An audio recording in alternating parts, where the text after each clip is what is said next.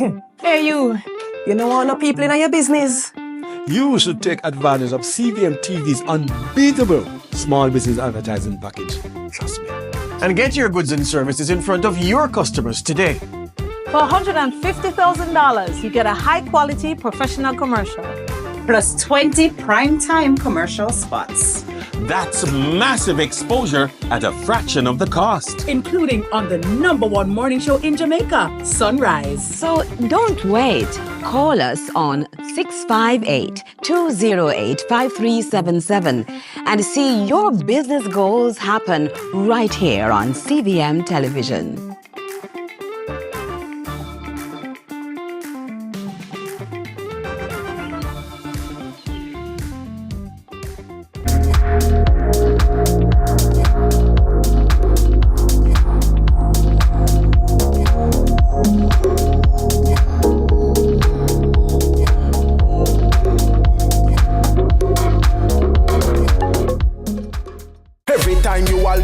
With a condom, coulda Ozzy, coulda wife, coulda be a random. Do it for your best life. The time by the Ministry of Health and Wellness is 12 p.m.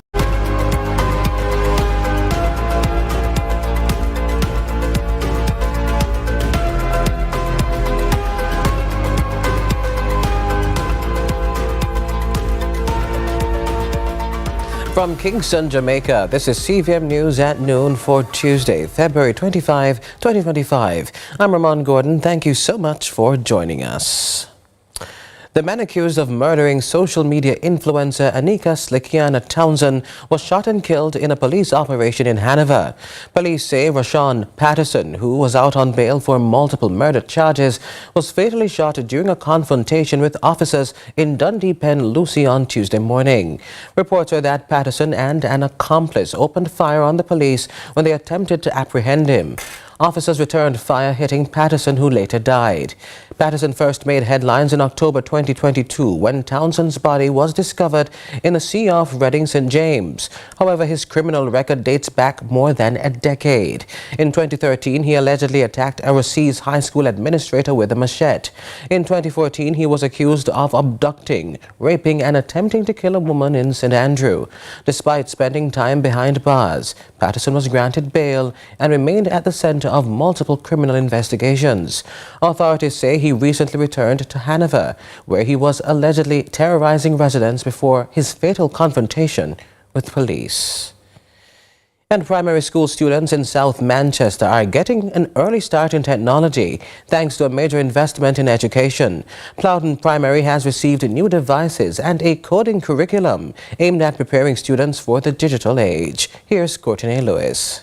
A public-private partnership with Gelevate Education is paving the way for technology adoption in schools, as Plowden Primary received new equipment for their computer lab. Stakeholders say the goal is to ensure Jamaican students become more tech and AI literate as digital transformation accelerates across the globe. We have a goal of helping at least 1,000 kids in this region in the next 3 months achieve competency in artificial intelligence and coding because we believe that this is the future. It's the best way to help our community. 100 laptops and 30 tablets were donated to the school, equipped with a 3-month coding-based curriculum. The partnership totals $750,000 invested across South Manchester's education infrastructure. The principal of Plowden Primary School, Karen Smith, says she believes the early technology adoption is highly beneficial for her students. I too am looking for the 3 months worth of work where my students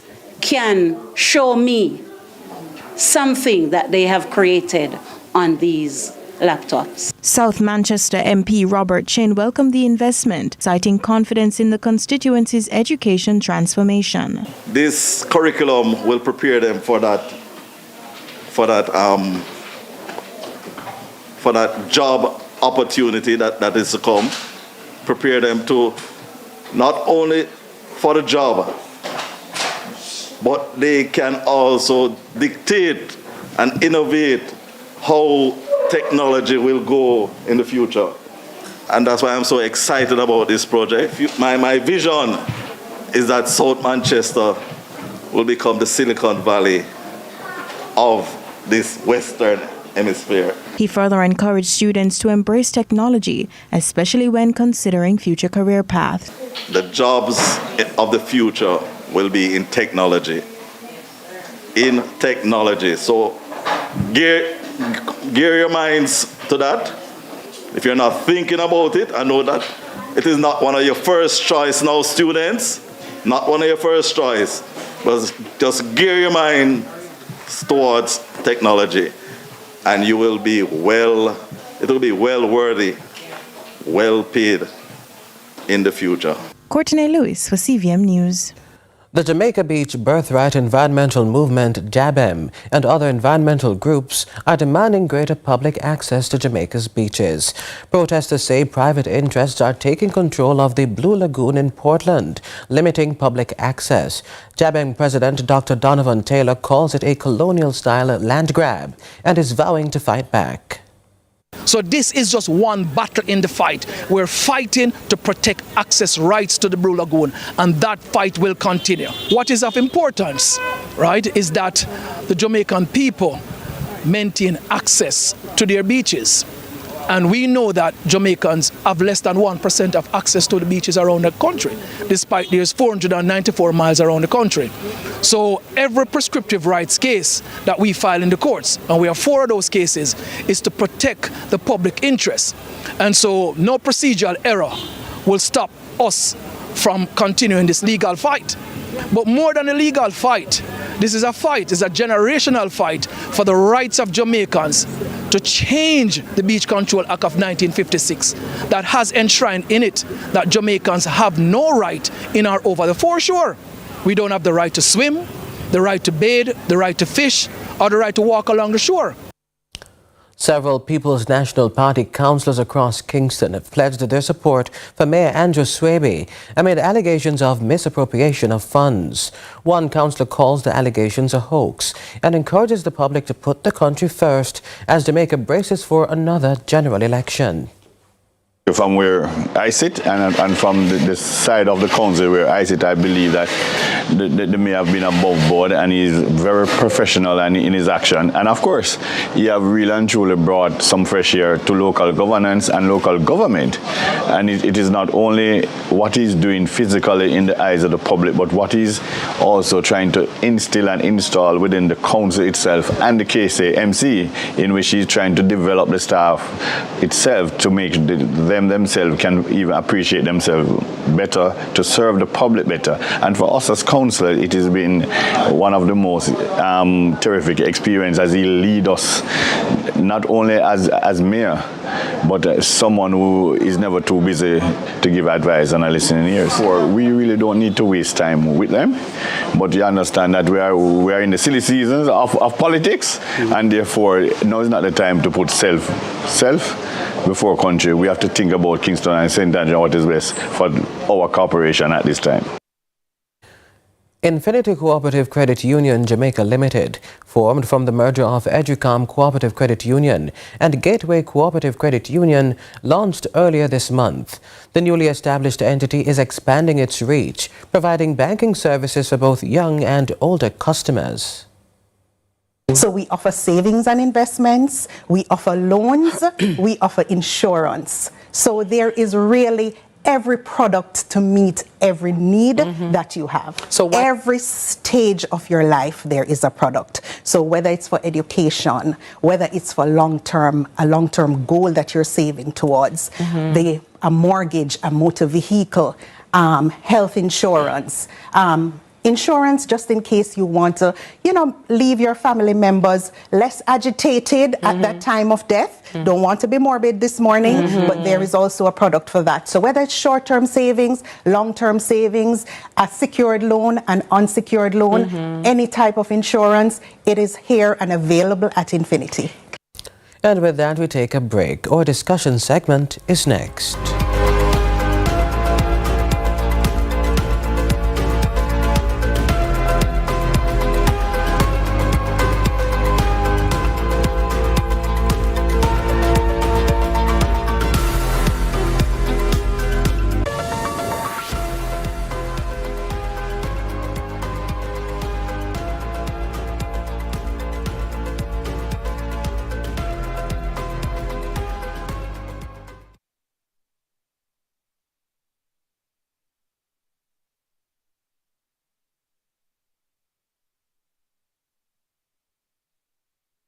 The Bureau of Standards Jamaica is your conformance testing partner with over 54 years of serving Jamaican businesses. Our world-class lab testing services ensure the safety of your food and commodities that you take to market. We are positioned as a business enabler, driving business development, competitiveness, trade, and ensuring consumer safety. We have 5 times the capacity to test over other local labs, plus 10 labs with accredited tests and calibration. We set the standard that promotes safety to consumers in a number of industries, including food processing, agriculture, and construction, having tested over 57,000 products on average annually and growing. Hi, my name is Welton Gooden, and I'm the Executive Director of the Bureau of Standards. Let us take your products from lab to market. We love our country. Like you, we take pride in building Jamaica. The resilience of our people is cemented in our products, built to last for generations. Laying the foundation for thriving communities, we're committed to excellence and quality. Quality products, quality relationships. We're all proud Jamaicans, working hard, doing good, building a sustainable future for all. That same unbeatable spirit runs through us. We are made of Jamaica.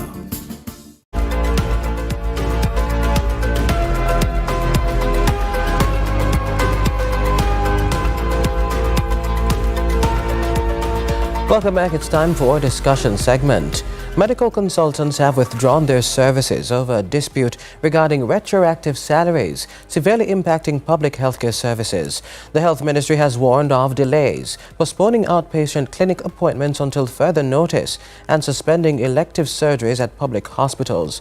To discuss the crisis, we're going to be joined later on. Well, we're joined right now by Dr. Renee Badro, President of the Jamaica Association of Medical Doctors. Dr. Badro, thank you for joining us. Hi, good afternoon. Thank you for having me. We've had a similar conversation. Well, we had a similar conversation a few months ago, and you did warn that this, well, could be a possibility, yes? But how far are consultants willing to go this time around with this strike action? Well, I believe the best person to respond to that would be an executive member of the consultants group. But I do believe that we share a common theme between the two unions, that the negotiations have been done in bad faith thus far with the Ministry of Finance. And what we found finance to be doing is to be asking for more time and more time. And I don't know how much more time they need than 3 years. Dr. Badro, right. With consultants withdrawing their services, please tell us then, let me ask you, how is it affecting the junior doctors and other healthcare workers? What's the level of support that's available to them at this time? Well, first thing that must be said is that the Jamaica Medical Doctors Association stands in solidarity with our supervisors. They are our seniors and they play a major role in supervision and the direction of healthcare. And their absence actually has caused a great instability in the health sector. You know, surgeries are cancelled, clinics are cancelled, hospitals, health centers are in emergency mode.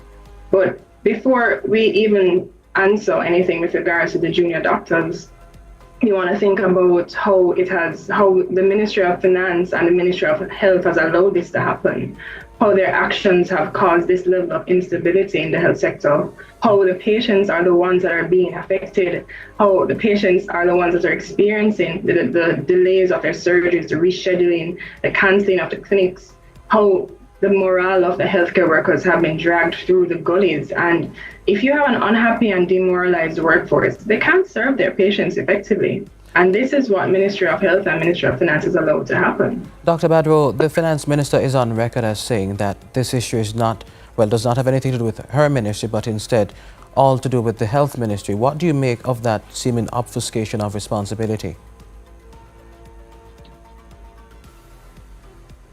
The issue at hand has to do with payments, and the funds are dispersed from the Ministry of Finance. Certainly. Well, Dr. Badro, we know funding isn't the only thing that doctors have an issue with. Beyond the matter of financing, what else are you guys facing? Well, we have a significant issue with regards to how we're able to perform. You know, prior to all of this happening, we've had a major shutdown of some of the operating theaters. For example, at the Kingston Public Hospital, we had to go in emergency mode. And we are having a significant challenge with regards to the safety of our doctors, because I don't know if you've been to KPH recently, there is no place to park. Our patients don't have any places to park, and the staff members don't have anywhere to park as well. So we have our doctors who have to walk along the road from Blood Bank, because our cars are being parked at Blood Bank, and then we have to walk from Blood Bank all the way down to KPH, because sometimes there's no shuttle service and our doctors work varying hours. So we have a significant concern for safety, and we have a significant concern with regards to infrastructure for our operating theaters as well as for the building. So many issues, so many conversations to be had. We know that there's a meeting currently with the Labour Ministry. We're hoping for some resolution right after that. Dr. Badro, thank you so much for joining us and giving us that update on the ongoing strike action. That was Renee Badro, President of the Medical Doctors Association. Thank you for having me. Sure thing. Moving right along to international news, Donald Trump's proposed peace talks mark a shift in long-standing U.S. policy on Russia. However, signs of a more diplomatic approach were already seen during his first term. More from Al Jazeera. Very positive things going to come out of the relationship. So, Vladimir, thank you very much. U.S. President Donald Trump has never missed a chance to show his affection for Russia or his disdain for Ukraine and its leader, Volodymyr Zelensky, whom he has long called corrupt and a crony of former President Joe Biden. Just recently, Trump went on social media to label Zelensky, quote, a dictator without elections. Zelensky better move fast or he is not going to have a country left. Still, Trump promised to play peacemaker once Russian troops invaded Ukraine 3 years ago. Before I even arrive at the Oval Office, I will have the disastrous war between Russia and Ukraine settled. But in the White House, his first round of diplomacy had only Americans and Russians, no Ukrainians, sitting at the table in Saudi Arabia. That angered Zelensky, already feeling pressured to hand over to Trump $500 billion worth of Ukrainian rare earth minerals. Trump has argued this is payment for the military aid given to Kyiv during the war. However, U.S. government figures say Congress only approved $182 billion in military and humanitarian aid in the last 3 years. Just $32 billion of that was the value of excess U.S. military equipment donated to Ukrainian forces. At this point, Zelensky is trying a new bargaining tactic, sacrificing himself for Ukraine's future. If it's about peace in Ukraine and you really want me to leave my position, I'm ready to do that. Secondly, I can exchange it for NATO membership, if there is such an opportunity. Stay with us. Sports is after this.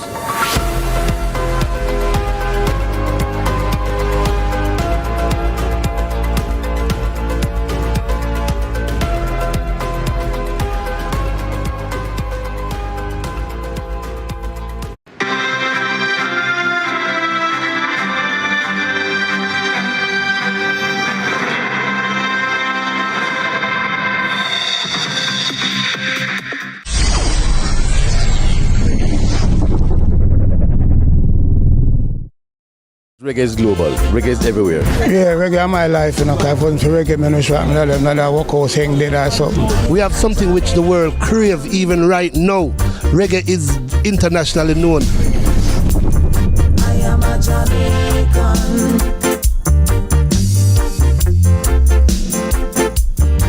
Where the difference is made.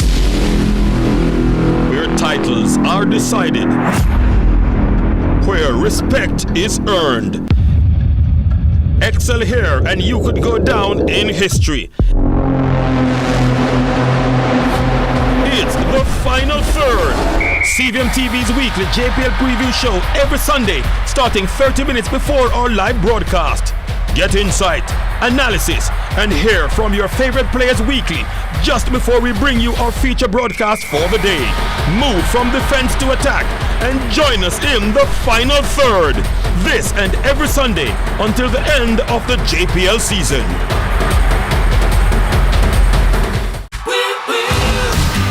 Tell me something that makes a bubble bath even more enjoyable.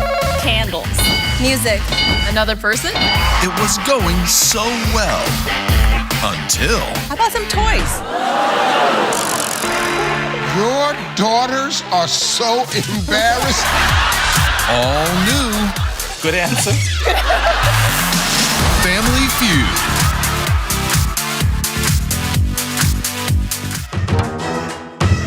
Brought to you by We Are the Caring